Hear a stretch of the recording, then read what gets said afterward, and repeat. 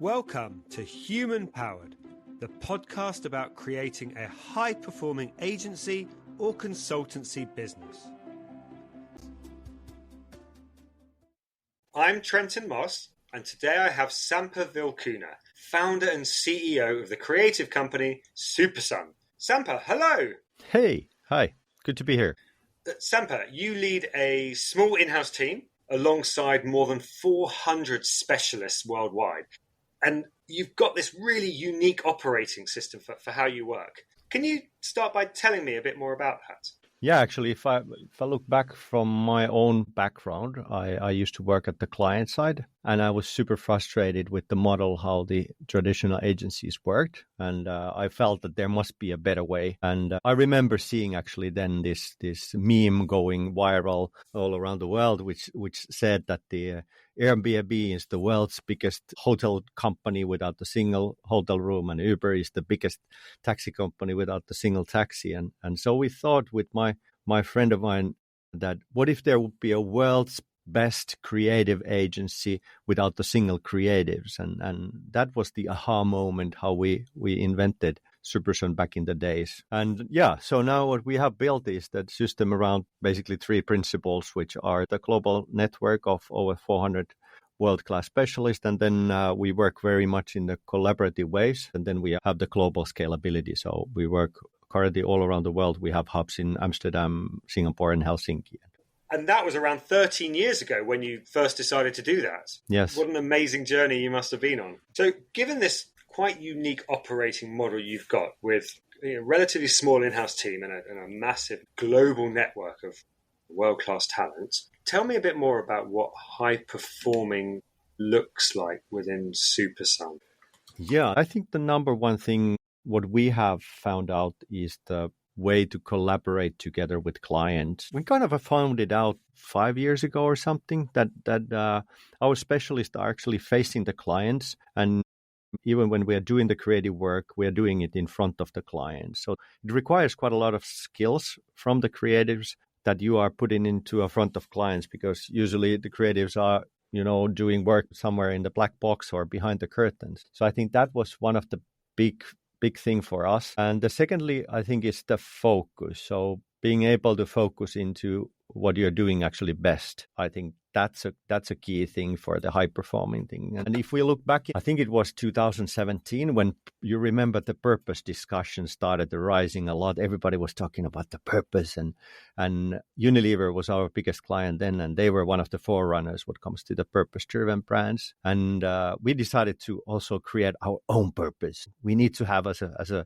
agency, we need to have our own purpose. And I have to admit that at that point, what we came out, it was quite cheesy, and it felt like, sounds pretty good. But every year I went back to it, and it feels every day much more valid. And I can now be really proud of what we created then back in the 2017. That the idea is that we do free people to do what they are doing best at, and kind of where they get their kicks out of it. And this is very much valid for our core team, like our own team, where we have the client partners and producers, but also all our specialists. So they are really put into a focus that they can really do the things that they are the best at, or where they really get their kicks at. But also for the clients. So the clients don't need to worry about these things, because we help them out doing these things. And I feel that that's quite good, right? Your team are all client-facing, incredibly collaborative, working on site alongside with clients. And in so many businesses, that doesn't happen. Why is it that you're able to do that true collaboration, yet so many other businesses don't? So you really need to be the kind of a change maker, kind of a person who is ready to do that. But it also requires from our own specialists that they are ready to do that. It's not really clear that everybody wants to do it this way. We have had some hard talks with specialists that they said that they don't want to go expose themselves into clients or be nude in front of a client or designing there in front of a client. It's quite different than people are used to, but that's the fun part of it. You're under pressure all the time, and I would say that the high performance there, usually they get really good stuff when they are under pressure. So it sounds like you're setting those expectations from the off with your specialists, that this is the way we work. We work with our clients, properly, truly with our clients. Yeah, and we have said already directly for our clients that it's bullshit if we would say that we will understand better than your own brand or your product or service. It's not going to happen. And why do you use time for trying that the agency will learn everything about your own brand? There's a lot of in-house people nowadays in the agency, in the client side, who are the best ones to talk about what content works best. We don't need to learn that. So let's take somebody who can really complement that team. And that's how we have created the whole team, because we don't have the bench of people here where we need to fill in their hours. We have people who needs to be capable of doing the work and complement the client's teams. And I think that's the beauty of it. By doing that, I'm guessing you eliminate that conflict of interest of, we've got these people here on the bench, we need to get them some work. Therefore, we'll sell services to our clients that we know they can do. That was the biggest frustration with me when I was as a client. And I felt that I was approached by different agencies all the time, things that I didn't really need. And I understood. I was then a blue-eyed young marketer. So I understood then after a while that it's because they have the bench, so they need to fill their hours. And if I would have 5 videographers here in our office, I would say that, Trenton, it's a video that will be the solution for your challenges. But in our case, I still feel every day when I'm meeting with clients, I can honestly speak very non-biased. And for me, that's the most important thing in my job every day. So if you are non-biased, and so that brings the trust with the clients also, that I don't need to sell them something that they don't really need. And I'm guessing that's at the heart of your unique operating model. Yeah, and that brings a lot of freedom too. For me, it's kind of a black and white thing. That was one of the reasons why we started up the whole business. And it's not been easy, I have to say, always, but it's still one of the principles that we really respect and keep it in this company. Now, you've mentioned that your specialists are working very collaboratively with clients. How do you get that balance then? How do you make sure that, for example, your designers are great at client communications, and not just that they do really amazing work, but they're also good at selling in that work to clients? When we're working collaboratively with our clients, we don't actually sell any work for our clients, because the best work is always work together. So that's the beauty. For example, when we're going into the super sprints, so actually some best ideas are coming from the client side. And then we work together, and our job is to complement the ideas, build them bigger and further, and make it to work. So I think that's the best thing for working with the clients. So there is no ta-da moments like in the old school agencies that you kind of craft your presentation to 3 weeks and then the last night everybody is working long hours, and the next day you go to a client, ta-da! I feel that if we would surprise our client with the creative work, that would feel a bit of awkward, because we feel that the only way to work in this way is when you collaborate, is that you get the very good insights from the clients. Our job is to just, nurture and build that up and make it sure. In the end, nobody's buying anything. They're loving it because they own it. It's theirs. And that's a rare moment actually in the traditional agencies, that client really feels that, yeah, this is mine. I'm really, because then starts the internal selling, which we don't basically have none, because the people are then being part of and engaged.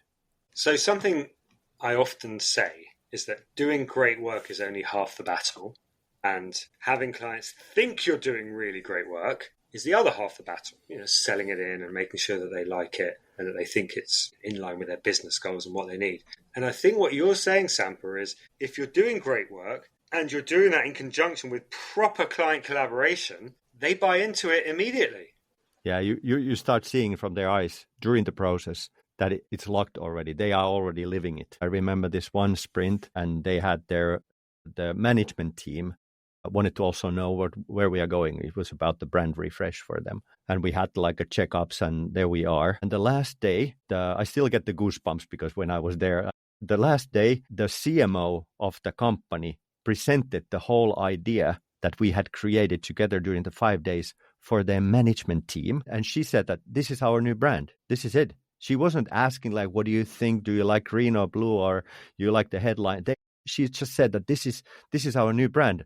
And everybody in the management team was like, oh my God, that's good. And the CEO asked like, so when this will be alive? And then she said, this is already in the intranet and this is already going, because they were so engaged as a united team. And we felt that, okay, we are the facilitators. We are the ones who can help them out. We had, of course, our copywriters and designers there to help them out, but it was theirs already since the day one. So it's amazing. We've been talking with the CMO after that, and she says one of the best things that she has ever done. How do you get your own team so engaged? This is the only way. So Samppa, tell me a bit more about your specialists and this talent pool of hundreds and hundreds of people globally spread out.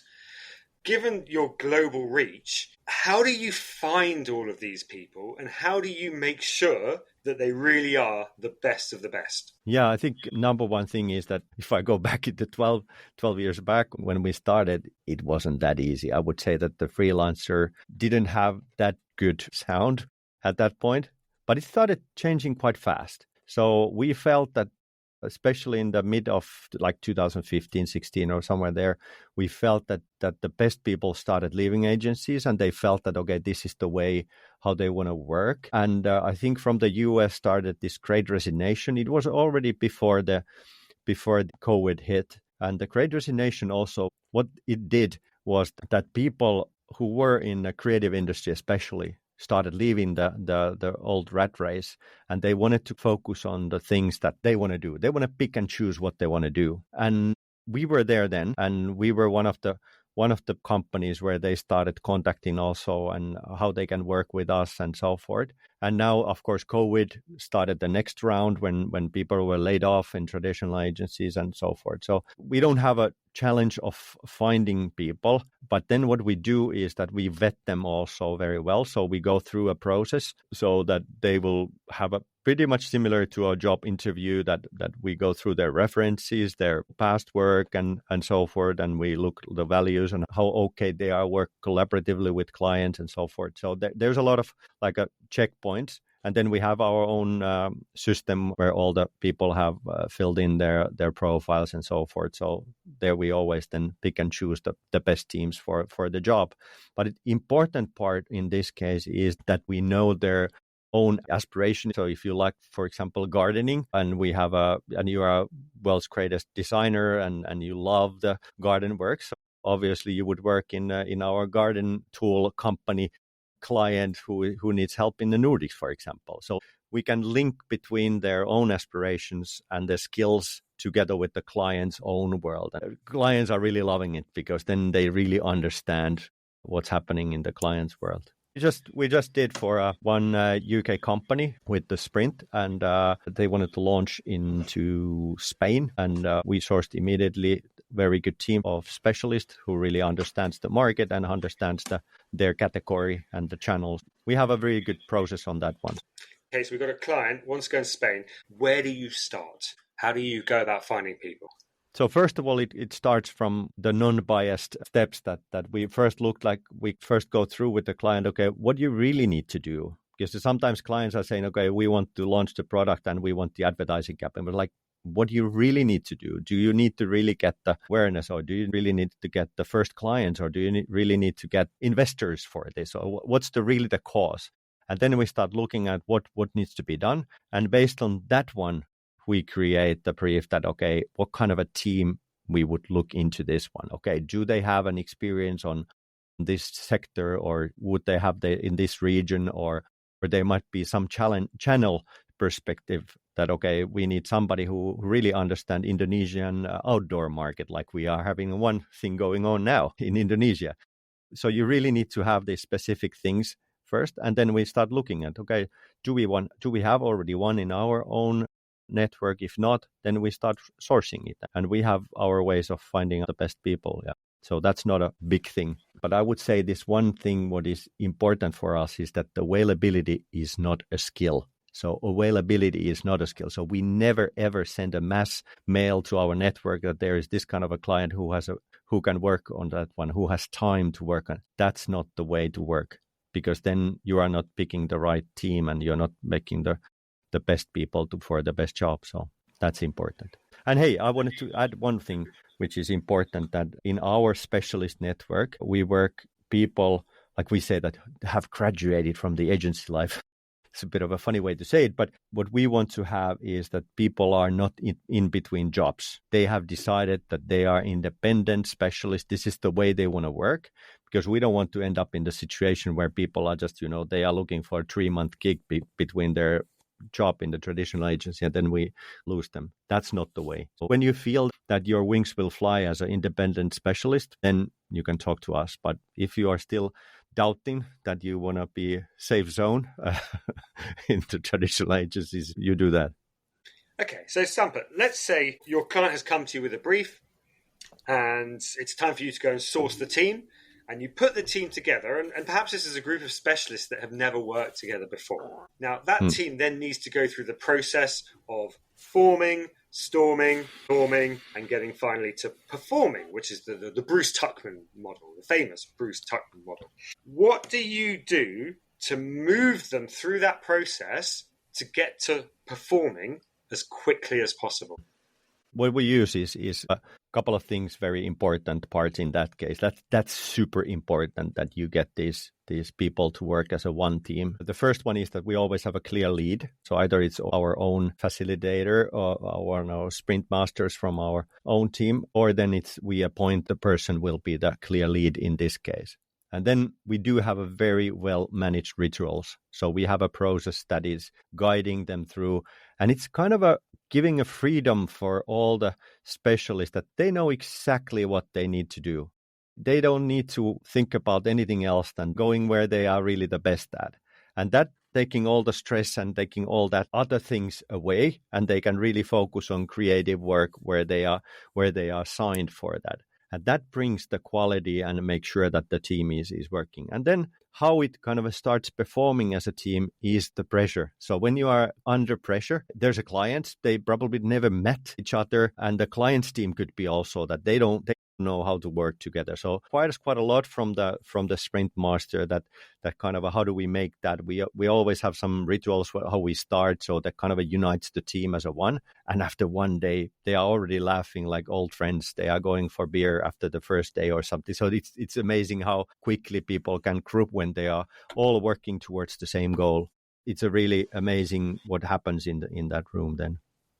So Samppa, let's imagine I run an agency here in the UK, for example, and I'm working with a UK client, and they say to me, we would like you to do this piece of work out of Spain with a local Spanish team. You're very experienced at setting up specialists and teams all across the globe. And if I was going to do this for the first time, what are 3 top tips you'd give me for doing so?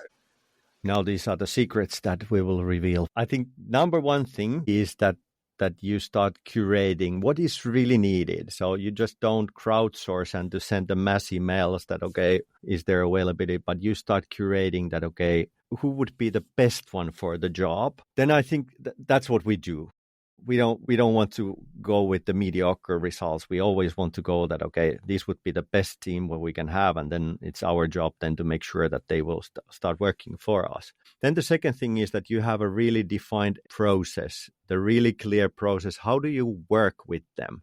So it's not just like, okay, there's a client and there's a need and there's a freelancer and hey, here's the brief, go and work. But you really need to define the process really hard, like we have done with the sprints. We know exactly what happens minute by minute when we start the day. And I think the third thing is that they need to feel the belonging. What freelancers actually and specialists are sacrificing by working independent is that they don't have the community around them. They are not looking for those great pizza nights and after work beers, but what they are lacking is the people who are working in a similar way and you feel a belonging to the team. And that's what we want to create always, that we don't separate that, okay, there are the freelancers and here's the core team, but it's a one team that works unitedly. And when you get this feeling of belonging, I think then the magic happens that, okay, you start working as a one team and you don't anymore care what kind of a job contract you have. It's all about we are going to the same direction and working towards the same goal. That's very helpful. Some great top tips. Picking up on the third one there about creating that feeling of belonging and the one team, can you tell me some practical things that you do to make sure that your specialist freelancers do have that sense of belonging? Yeah, actually, we researched that a while ago because we thought that what they want to have this, community and Slack channels and every day after works and going bowling together. But it's not really. What they are looking is the meaningful work. And I would say the best possible thing to motivate them is that you bring something that is really, we thought about you because you, once again, Trenton, you love gardening and you are such a good designer and you live in Stockholm. And that's why we want to have you here. If somebody would approach me like that, I would say, yeah, of course I help you out. And because you are really thinking about that person and their skills and as a person. So that makes it feel much more belonging. And you start thinking about it versus you would get a mail where somebody is looking for this person who has availability now. And do you know anything about gardening? No, but I can always chat GPT and I will know what is it. It's not about that. It's about, finding the persons, like a pick and choose the best ones for the team. That brings the belonging. And that's what we found out from the researching also our specialist network that, okay, what they are really after is meaningful work. And that's what we try to offer them. So, Samppa, how do you keep this globally distributed team aligned around a common vision for the business? I feel that the shared vision is not in the buildings or the offices that traditionally you have. I think it's all in the brains. So when you have people who are thinking the similar way and they're sharing the same kind of visions and ideas, that's the way to do it. If we would have an office in all around the world, I wouldn't say that that's more easier to do the shared vision. It's all about finding out the similar minds and similar people working together. And what kind of mechanisms do you use to keep communicating the purpose and your vision? We always invite our specialists to our Christmas parties or kickoffs where we organize, sometimes afterworks. That's important to have those kind of outside the work things. But I think that one of the big thing is that when they are part of the sprints and part of the work, they can really see and feel they feel a bit different than they would work somebody else. So when they work for us, the people are energized, the work is, on another level. So they kind of feel and see the energy. And then, of course, we have our own newsletters. We have Slack channel and so forth. So they are part of the team all the time. Some of them have even Superson emails, so they are part of the team. So we are not kind of separating them somewhere that they are there in a outer circle. They are part of our core team. It's been so lovely to hear from you and hear about the amazing things you're doing with this, very unique business model. Let's look a bit to the future, Samppa. Tell me, what's next for Superson and, indeed, what's next for you as CEO? That's a big question. I'm still a young man, but I still like to have that. I believe in big goals. I believe that setting up something like this, we want to change the world from our perspective. And one of the things that we want to really aim is that we have the global presence more. So we are looking more hubs where we can cater the needs for our clients. We are looking into that being the 100 million valuation in 5 years. That's a big goal for us, but I see no doubt how wouldn't that be possible, taking into consideration what our own industry is in a big transformation currently. And I think we are set for the future in that one. But it requires a lot of things to do. And my job as a CEO is, of course, making sure that the operative business is running well, that our clients are happy, their satisfaction is high, teams are motivated, and we have good enough margins to be able to then invest into the growth.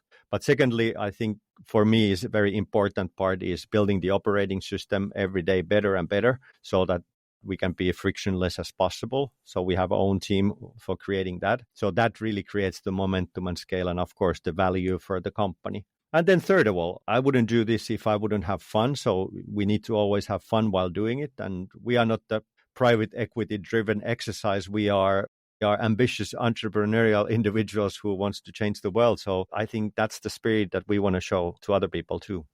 And what a great way to wrap up this conversation, to remind us all that we do need to have fun along the journey. That's right. Samppa, thank you so much for joining today. It's been so wonderful to hear all of your stories. Thank you. You've been listening to Human Powered, the podcast all about creating a high-performing agency or consultancy business. Thanks for tuning in.